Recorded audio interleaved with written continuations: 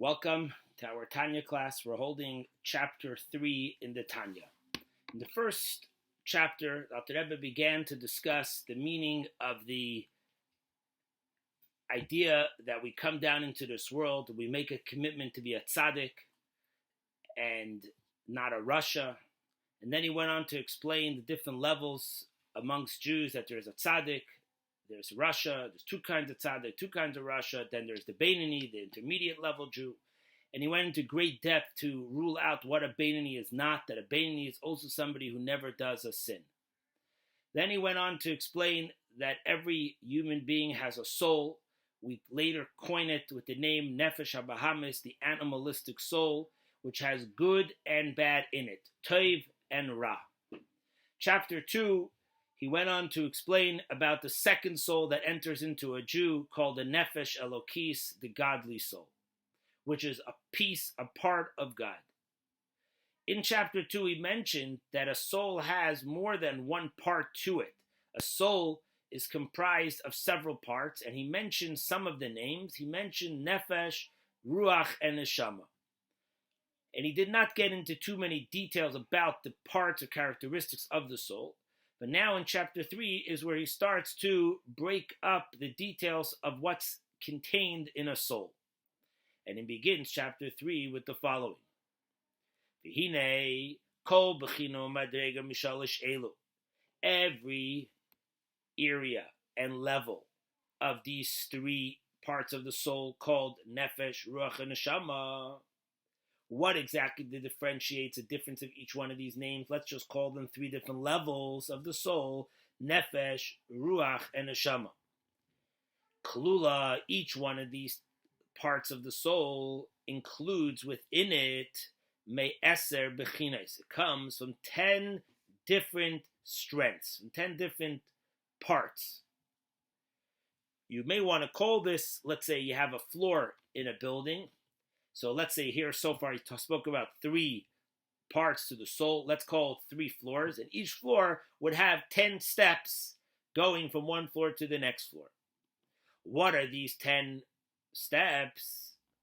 Keneged, they correspond to the idea of Eser Spheres Elyones. They correspond to the 10 attributes, illuminations that exist in the higher worlds. In the higher worlds, we're going to soon learn what these 10 are. There are 10 levels or 10 illuminations, ideas that illuminate and grow and expand. We're going to soon see. So these 10 illuminations above, Shenishtalshlu mehen, our 10 parts in our soul, they are in effect, they roll down from the 10 illuminations that you have in the higher world. So what we have down here is a reflection the way we have these 10 levels in the higher world. And these 10 are divided into 2 parts. We divide the group of 10 into 2 groups. What are the 2 groups? Shehein, they are Shalosh Imais V'Sheva Kfules. It's called 3 are the mothers. The first 3 of the 10 are called mothers, Imais. And then you have 7 that are called the doubles. Basically, you have the idea that what is a mother? The definition of a mother's, one of the basic contributions of what a mother's ability is, that a mother takes a child, a fetus, from a seed and develops it into a fetus. Eventually it gets born into a child. So the mother idea of a mother, we're coining and borrowing this name, that a mother is the idea of giving birth. That's the idea of what a mother is. A mother gives birth. So it develops something and then birth comes. Something comes out of that. So you have the 3 mothers, and out of that comes doubles, because it comes multiples of births come out. What does this mean in the spiritual sense? In the spiritual sense, it means Pirush, we're going to explain. It means Chachma, Bina, Vidas. There's 3 components, 3 of the first 3 of these 10 levels are called intellect. All has to do with the brain stuff. intellectual levels. What are these three intellectual levels? Chachma, Bina, and Das. Chachma means wisdom. Bina means understanding or comprehension. And Das means knowledge. These three kinds of levels in comprehension, in intellect, wisdom, understanding, and knowledge, these three levels he's going to explain right here in chapter 3, but not just yet, what the difference is of wisdom, understanding, and knowledge.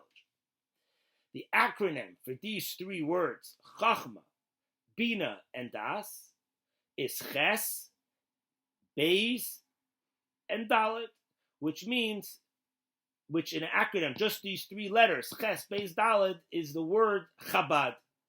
Chabad means intellect. What kind of intellect? All three components of intellect makes up what it means Chabad.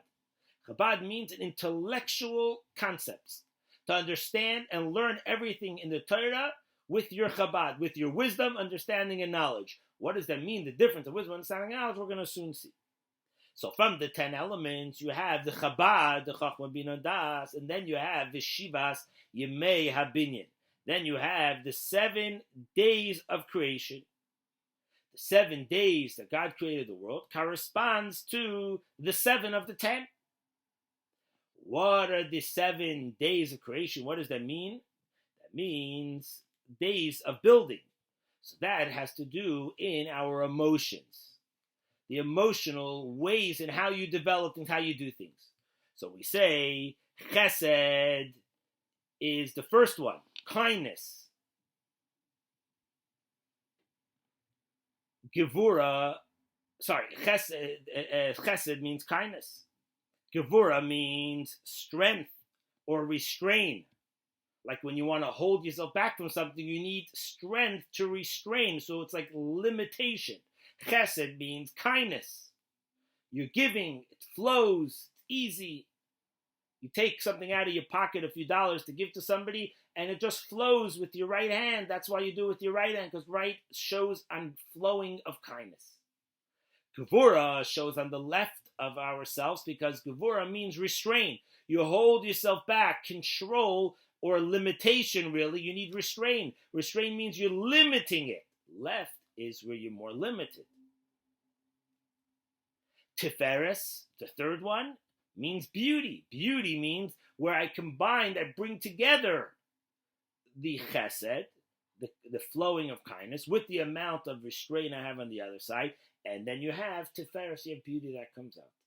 It's almost like a triangle. So this is what it means. It's 3. This is the beginning of the 7, of the emotions of a person, that you work with your kindness attribute, with your restraint, with the beauty that comes out when you combine the right balance of kindness and restraint. You could have beauty, let's say in education.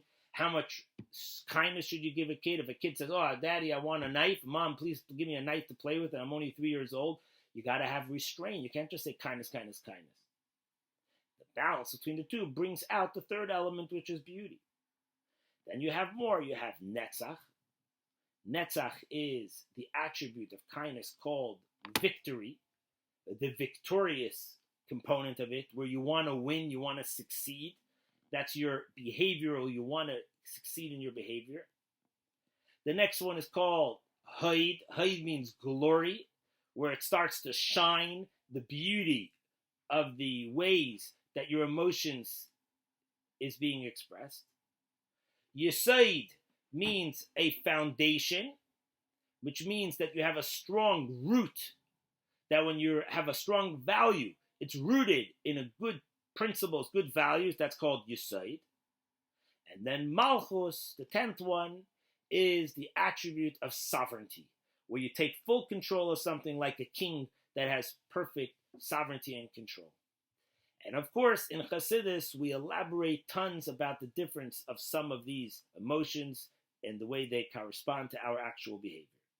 But what's most important here, we're going to see, is we're going to talk more about the intellect, the intellectual ability that is compiled on a person. the wisdom, understanding, and knowledge. Because if your wisdom is good, your understandings or your knowledge, your intellect is strong, automatically your emotions will follow or want to behave the way your values are in the way you concluded in your mind. So your emotions will follow the principles that you get and understand in your mind. That's why the greater we implant in our children and our friends, especially into ourselves, of certain values, that will affect the way we behave the outcome. That's why here, the Alter Rebbe only says the three he mentions by name, Chachma, Bina, Das. Then he says the 7 days, which or 7 building blocks of the emotions. He only says Chesed, Gvura, Tiferes, kindness, restraint, and beauty, and then he says etc. He doesn't even get into the details of all those because that's not all so relevant to differentiation so much in the difference of each one of the characters. The ones that are most relevant are the ones that are closest to Chabad, to the Chachma, Bina, and Das, which is the first 2 Chesed, Gvura, Tiferes. But then he continues, Kach, B'nefesh Adam, so too it's by a human being, by the soul of the human being.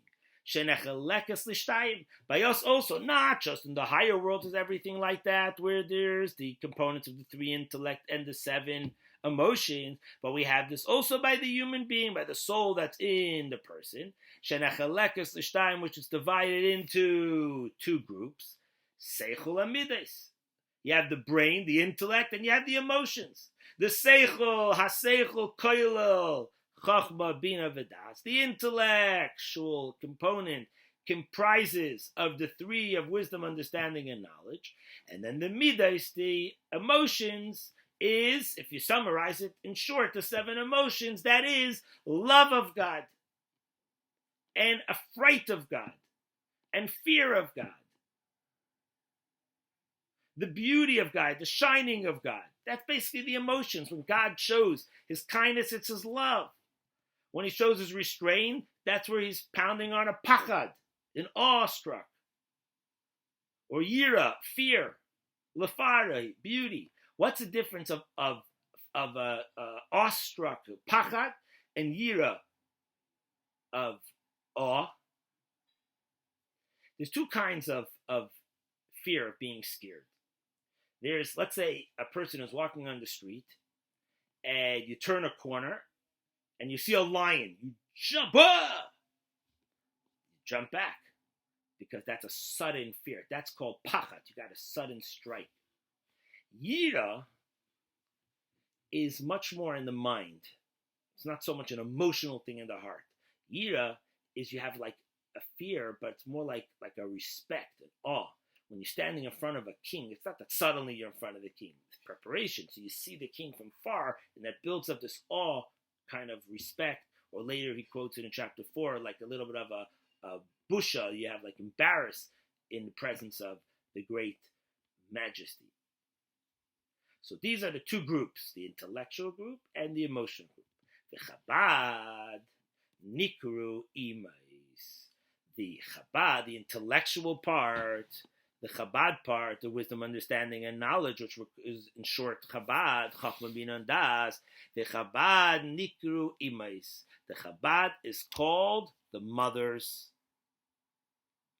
because it's the mothers, umakar, and it's the source, lemides, to the behaviors, to your emotions.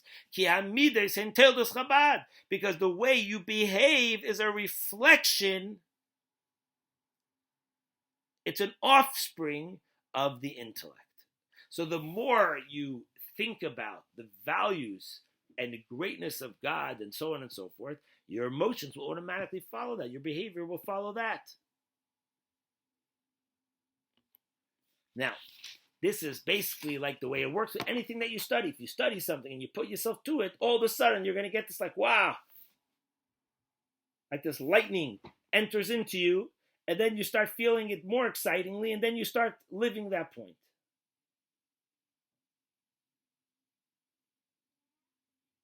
How does that happen?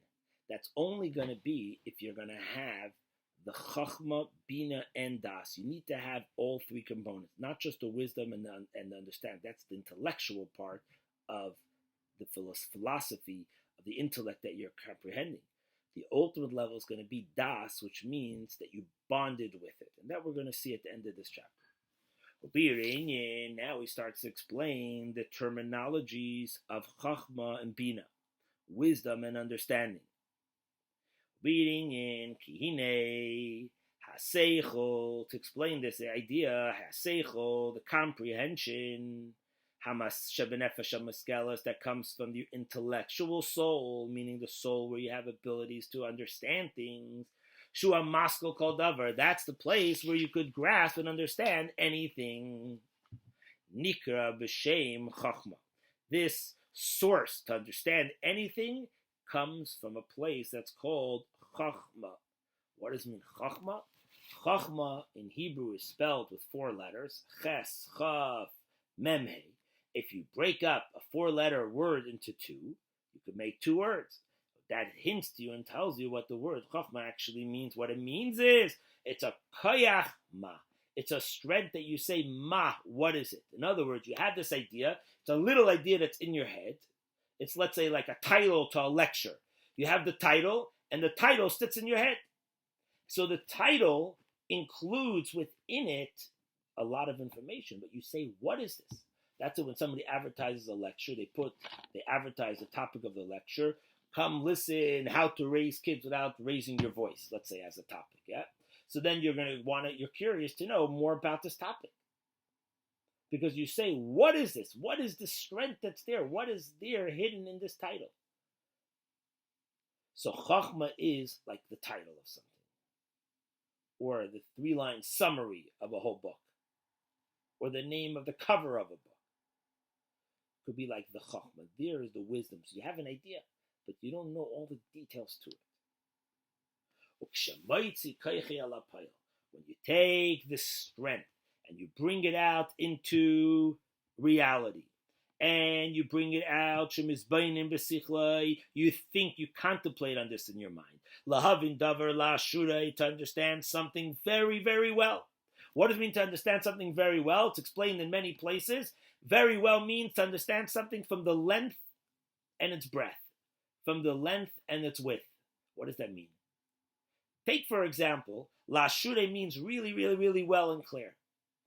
To understand something really well and clear, you need to understand something, its length, its width, and its depth.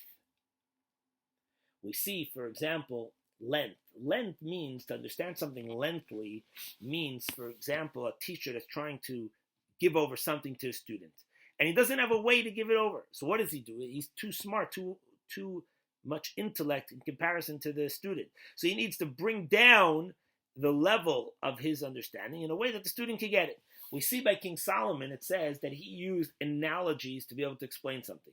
So it says by King Solomon, he did shloishes, vayedaber shloishes alafim mashal. He spoke 3,000 analogies to explain something really well.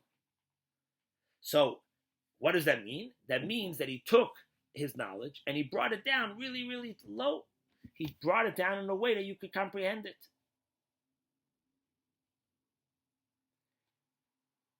3,000 steps of analogies. That's called going into its length. Its width means that I'm not really expanding on it with many different ideas, but the thing itself I'm taking apart into details. Let's say you have something like a food. You have something that's laws of treif, and you take the laws of treif, and I start talking about more components of this. You talk about the components of the financial components of it. So there's other stuff about it that you're taking it in its width. This is called la shure, to understand something in such great depth. Then you have ula umkai. Not just understand it well, but in its depth, which means thinking about it really, really deeply. Closing your eyes, let's say, and thinking about a subject in great depth. Through